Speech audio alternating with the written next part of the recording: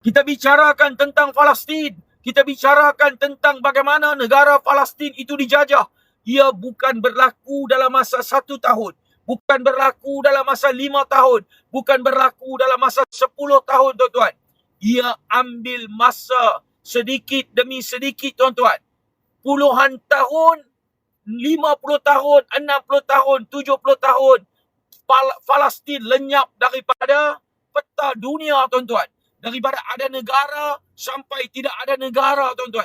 Daripada ada tanah sampai kehilangan tanah, tuan-tuan. Daripada ada perniagaan, kehilangan perniagaan. Daripada ada rumah, tuan-tuan, mereka terpaksa merempat dalam negara mereka sendiri, menjadi pelarian dalam negara mereka sendiri.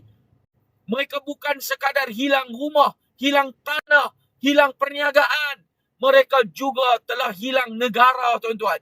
Ini yang berlaku dalam negara kita kalau kita biarkan lambakan pendatang asing tanpa izin menjajah ekonomi rakyat, beli barangan sedikit demi sedikit dalam negara kita, beli aset sedikit demi sedikit dalam negara kita.